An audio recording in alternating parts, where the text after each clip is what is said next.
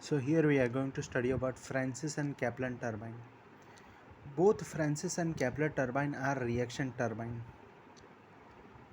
Now, three statements are there. First, Pelton wheel, Francis turbine, Kaplan turbine, and propeller turbine. In Pelton turbine, fluid enters at atmospheric pressures and leave at atmospheric pressure. So in Pelton wheel, there is no use of pressure of fluid. So it enters at atmospheric pressure and leaves at atmospheric pressure. In Francis, Kaplan, and propeller turbine, the fluid enters at high pressure and leaves at vacuum pressure. So, pressure plays an important role in reaction turbines. Second important thing, in Pelton wheel, the kinetic energy is used to make power.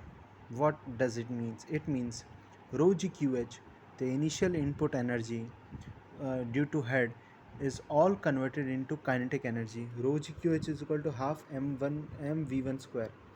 This is in Pelton wheel. But in reaction turbines, Francis Kaplan and propeller turbine, some rho GQH is the input energy and it is converted into rho GQH is equal to some part is converted into kinetic energy and some part is converted into pressure energy. So we can say, according to questions, in Pelton wheel only kinetic energy is used to derive power, drive the power. But in reaction turbines, both pressure and velocity are used to make power. So both potential energy, not potential, not both pressure energy and kinetic energy are used to make power. The input energy is rho GQH only, but rho GQH is divided into pressure plus velocity. One more important thing, reaction turbines are more efficient than impulse turbine. Fourth point, reaction turbines are reverse of centrifugal pump or centrifugal compressor and centrifugal compressor and pumps. Reaction turbines are reciprocal. So this points can be made into an MCQ and can be asked. As I said, both potential and kinetic energy are used to, the pressure energy and kinetic energy are used to derive power. So we can write an initial rho GQH, considering 100% efficiency, hydraulic efficiency, plus pressure energy. So that's why I cannot find the value of V1. V1, what we need, absolute velocity of fluid at entry. That's why we cannot find the V1 directly in reaction turbine. But in impulse turbine, it is like this. So from here we can, as all the head energy is converted into kinetic energy, so that's why I can find the value of V1 from here directly. But here I cannot find the value of V1 directly. So the value of V1, which means absolute velocity at inlet of fluid at inlet, should be given in the question or is found out from various things that we will discuss further. Now we are starting to discuss about Francis turbine. Francis turbine is type of a reaction turbine. The main important function of Francis turbine are: Francis turbine is medium head, medium discharge, medium specific speed turbine. Yes, turbine means power producing. Some of the characteristics of Francis turbine are: V1 is greater than V2. V1 represents the absolute velocity of fluid at entry and V2 represents absolute velocity of fluid at exit. So representation of V2, I am showing V2. V2 is always in Francis turbine this V2. Sometimes the V2 is also called axial. The real about V2 is absolute velocity at outlet, as the axial velocity is absolute velocity at outlet, As absolute velocity is directly going down, it is also called axial velocity at outlet. Axial velocity at outlet means V2. So I will show you what is a Francis turbine. First of all,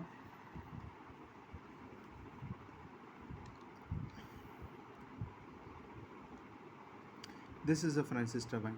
The entry is like this. Entry is like, and the exit is like this. Exit is like this. So this is V2.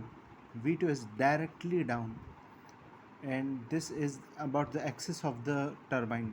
So that's why V2 is also called absolute velocity of fluid at exit or axial velocity of fluid at exit. Now second thing is U1 is greater than U2 is the characteristics of Francis turbine. U1 represents blade velocity at inlet, means blade की velocity inlet पे, blade की velocity क्या, blade rotate हो रही है और समझ लो पूरा टरबाइन अगर एन उससे रोटेट हो रहा है तो एक रोटेटिंग का यहाँ पे कितना होता है, पाई डी एन बाई 60. तो mu one is equal to pi D one N by 60 and u2 is equal to pi d2 n by 60. As d1 is greater than d2, blade velocity at inlet is greater than blade velocity at outlet. What is d1 and d2? D1 is called inlet diameter, and value of d1 is greater than d2 because when the fluid is entering, it is entering at this bigger diameter. This bigger diameter is called inlet diameter, or bigger diameter is d1, and exits at from here, and this is smaller diameter. So smaller diameter is d2. It is also called outlet diameter or diameter at outlet. VR2 is greater than VR1. This means relative velocity at outlet is greater than relative velocity at inlet. Entry pressure is more than atmospheric in Francis turbine, and exit pressure is less than atmospheric, i.e. vacuum pressure. But we have to take in consideration the threat of cavitation. So that's why the outlet pressure should not go below the vapor pressure of water at that temperature. Means here there is, in turbines there is nothing about temperatures change. Here only pressure and velocity changes are considered. So temperature, जिस temperature पे उसका क्या saturation pressure है, भी उसके नीचे नहीं जाना. Francis turbine is a mixed flow turbine because the entry is radial. Radial means radius की डायरेक्शन में, and the exit is axial.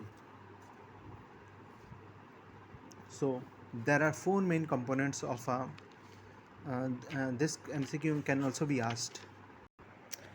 Penstock से पानी जाता है केसिंग के अंदर, केसिंग से अंदर पानी जाता है फिक्स्ड गाइड वेन्स के अंदर, फिक्स्ड गाइड वेन से पानी जाता है रनर ब्लेड की तरफ, और रनर ब्लेड के बाद पानी जाता है ड्राफ्ट ट्यूब की तरफ, और ड्राफ्ट ट्यूब के बाद एटमॉस्फेरिक में रिलीज हो जाता है. सो पेनस्टॉक, केसिंग, ये अपना है फिक्स्ड गाइड वेन्स, ये है रनर ब्लेड, और ये है ड्राफ्ट टुवर्ड्स ड्राफ्ट ट्यूब. सबकी इम्पोर्टेंस है. पेन स्ट्रोक से क्या होता है, केसिंग में एक हेड लॉस हो सकता है थोड़ा सा, FL_V²/2GD. केसिंग का एक इम्पोर्टेंस है. केसिंग का यहाँ पे इम्पोर्टेंस इसलिए है क्योंकि यहाँ पे प्रेशर हाइयर देन एटमॉस्फेयर है. सो हाइयर देन एटमॉस्फेयर है, सो वो बाहर की तरफ लो प्रेशर मतलब एटमॉस्फेयर में जाने की टेंडेंसी रखता है, तो केसिंग उसे जाने नहीं देती. फिक्स्ड गाइड ब्लेड्स का रीज़न है, देखो इसमें दो चीज़ होती है, एक फिक्स्ड गाइड वेन्स एंड एक runner blade. That's why there are two angles, fixed guide vane angle और runner blade angle. Guide vane angle को डिनोट किया जाता है अल्फ़ा से, रनर ब्लेड एंगल को डिनोट किया जाता है बीटा से. For Francis turbine guide blade angle alpha हमेशा कांस्टेंट रहता है, अल्फ़ा कांस्टेंट रहता है, और there is nothing like alpha 2. There is only alpha 1. Runner blade angle होता है runner blade angle at inlet and runner blade angle at outlet. Francis turbine. All thing medium. Medium head, medium specific speed, medium discharge. Medium head मतलब कितना head? Medium head मतलब होगा 60 से लेकर 30 से लेकर 60 तक. मीडियम स्पेसिफिक स्पीड इसका मतलब है 60 से लेकर 300 तक. और मीडियम डिस्चार्ज मतलब अकॉर्डिंग टू क्वेश्चन इसका डिस्चार्ज आता है around 2 metre cube per second, maximum to maximum 3 metre cube per second. Yes. One more important thing. This thing is useful for drawing the velocity diagram. Entry to the turbine and exit to the turbine are always relative velocity. यानी suppose हमारे पास ये blade है और यहाँ पे जो entry होगी वो हमेशा VR1 ही होगी और यहाँ से जो एग्ज़िट होगी ये VR1 ही ऐसे ऐसे फ्लो कर के मतलब VR2 वो करेगा ऐसे. और ये ब्लेड है तो इसकी वेलोसिटी होती है u. अगर पेल्टन व्हील लेते तो u एट एंट्री और u एट एग्जिट सेम हो जाता, बट यहाँ पे होता है u1 और यहाँ पे होता है u2 इसी डायरेक्शन में. जिस डायरेक्शन में ब्लेड मूव हो रही है इसी डायरेक्शन में u1 u2.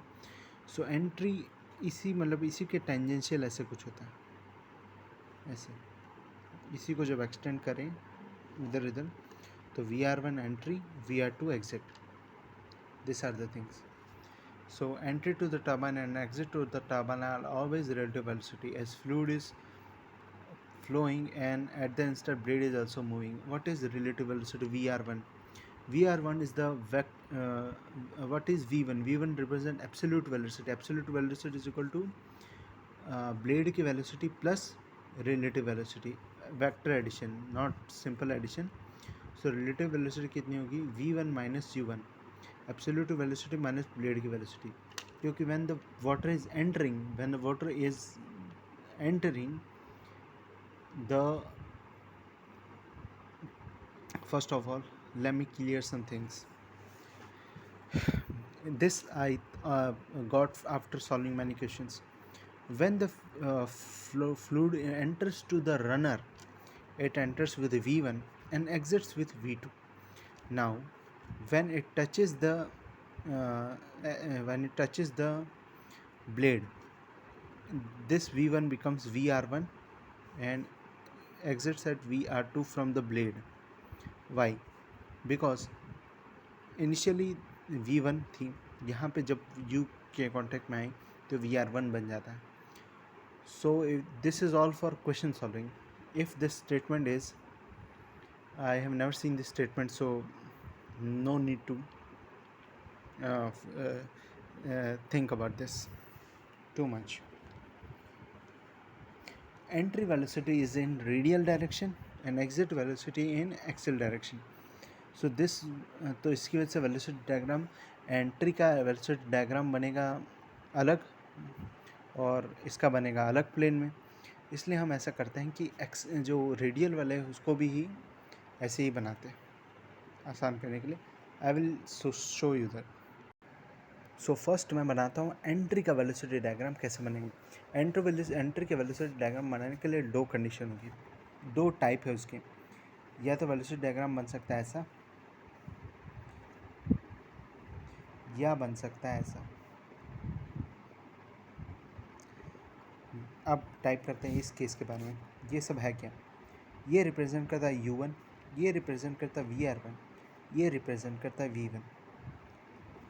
VR1 के ही ऐसे करके ब्लेड जाएगी तो यही पानी इधर VR यहाँ जो पानी है वो V रिलेटिव के साथ V रिलेटिव अगर ये पैल्टन होता तो यहाँ पे VR1 के साथ ही निकलता, क्योंकि ये फ्रांसिस है यहाँ VR2 के साथ निकलता है. So explaining more things about this. अब क्या करते हैं हम, ये बन गया. अब इसको थोड़ा एक्सटेंड करो, इसको थोड़ा एक्सटेंड करो इधर. इसको बोलते हैं VF1. VF1 का नाम दिया रहता है flow velocity at inlet. Remember the names, flow velocity at inlet, उसका मीनिंग होता है VF1. और वी ओमेगा वन होता है whirl velocity at inlet. This two things have no meaning but still I am naming them. Whirl velocity at inlet. तो कैसे पता चलेगा if the case is type one और टाइप टू? अगर हम V omega one की value निकालें, V omega one की वैल्यू निकालें और वी यू वन की वैल्यू निकालें, अगर वी ओमेगा वन की वैल्यू यू वन से ज़्यादा आती है इसका मतलब ये केस है. ठीक है. और इस केस में क्या होता है, ये रिप्रेजेंट करता है यू वन, ये रिप्रेजेंट करता है वी आर वन और ये रिप्रेजेंट करता है वी वन. जब ऐसा होगा तो ब्लेड ऐसी रहती है. You don't have to worry which type of blade it is, just you have to find blade angle. No visualization is required in this type of questions. तो हम क्या करते हैं, इधर से जोड़ते हैं. ठीक है. तो यहाँ से यहाँ तक का बन जाता है वी ओमेगा वन और ये बन जाता है वी एफ वन. अब देखो इस केस में क्या होगा, U one is greater than V omega one. So अगर U one V omega one से ज़्यादा आ रहा है तो इसका मतलब वो है टाइप टू, एंट्री पे टाइप टू. ठीक है. अब ब्लेड एंगल मैं डिफाइन करता हूँ. ब्लेड एंगल पहले मैं डिफाइन करता हूँ guide vane angle. Guide vane angle होता है ये वाला, the angle between U one and V one. Blade के बीच का एंगल और एब्सोल्यूट वेलोसिटी के बीच का एंगल को बोलते हैं हम guide vane angle. And what is blade, जिसे बोलते हैं अल्फा वन. यहाँ भी यही है अल्फा वन. ब्लेड एंगल क्या सा होता है, देखो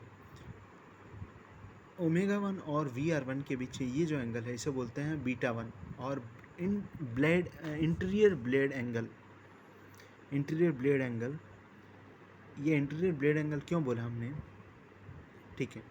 इसको क्या लिख सकते हैं, इसको लिख सकते हैं 180 माइनस बीटा वन. इसको भी कभी कभी बोलते हैं तो ब्लेड एंगल, बट इसको बोलते हैं exterior blade angle. So how will you come to know कि वो कौन से एंगल की बात कर रहा है. पहली बात, you identify that this is case one. Okay, case one अगर ब्लेड एंगल आता है 95 अप टू इस एंगल, मतलब इस ब्लेड एंगल की बात कर रहा है वो 95, इसकी वैल्यू आई. अगर ये आता है 55 तो मतलब इसकी वैल्यू आई. सो ब्लेड एंगल निकालने पे अगर उसकी वैल्यू 55 आती है मतलब ये एंगल है, और 95 आती है ये एंगल है, पहले आइडेंटिफाई करना पड़ेगा ये टाइप का केस है कि नहीं. अगर पता चलता है ये टाइप का केस है so no problem. Omega one और वी आर वन के बीच का एंगल ये होता है बीटा वन, एक ही तो एंगल है. इसे बोल अगर ये आता है टाइप टू आइडेंटिफाई कर लिया और एंगल आ रहा है 55 तो मतलब ये वाला एंगल है. बस ये वाला हम एंगल इसलिए निकालते हैं क्योंकि इसकी ज़रूरत, पहले ओरिजिनल तो यही होता है ब्लेड एंगल. ये एंगल इसलिए निकालते हैं क्योंकि देखो ऐसा ट्रायंगल बन जाता है हमारे पास. फिर ये एंगल निकालने से 90 और ये एंगल निकाल जाता है. इसकी वजह से हम इसको बोलते थे V omega one minus U one, इसको वी एफ वन, इससे इसकी वैल्यू निकल जाती है. इसलिए साइन रूल लगाने में आसानी रहती है. अब मैंने बताया कि एंट्री पे दो टाइप के केस हो सकते हैं, बट एग्ज़िट में सिर्फ एक ही टाइप का केस हो सकता है. फर्स्ट मैंने बोला था कि V2 तो इसी डायरेक्शन में होगा, V2 तो इसी डायरेक्शन में होगा, और क्योंकि ब्लेड की वेलोसिटी इधर है तो ओमेगा टू भी इस डायरेक्शन में होगा, तो ये होगा VR2. और मैंने बोला कि अभी ओमेगा वन और VR1 के बीच का एंगल होता है बीटा वन, तो ये एंगल होता है बीटा टू. इसे बोलते हैं blade angle at the exit. यहाँ कोई अल्फ़ा टू का नोमेनक्लेचर नहीं है. देखो यहाँ पे परपेंडिकुलर वैल्यू इसको डिफाइन किया था इसको VF1. यहाँ पे ये यही है तो इसे बोलते हैं V2 is equal to VF2. यहाँ पे V ओमेगा टू की वैल्यू 0 होती है. So world velocity at outlet for Francis turbine is 0 any day always, and absolute velocity of fluid at exit is equal to flow velocity of fluid at exit any day every time. और इसी condition में maximum efficiency भी मिलती है. मतलब ये होगा तो बहुत बढ़िया बात है. फ्रांसिस में ये होता ही है नो मैटर व्हाट. सो अगर टाइप वन केस होगा तो ये इनलेट वेलोसिटी एंड वो डायग्राम, या आउटलेट वेलोसिटी डायग्राम. देखो VR1 से आ रहा VR1 से ही निकलना चाहता था पर फ्रांसिस में VR2 से निकलता है. ये देखो, और टाइप टू में ब्लू VR1 से VR1, क्योंकि ये विजुअली अपलीजिंग नहीं दिख रहा है इसकी वजह से ऑफकोर्स ब्लेड ऐसी रही होगी VR1 जे. इसका मैं बिल्कुल खारिज करता हूँ इस चीज़ को। देखो V R one, V one, omega one, V R, ठीक है।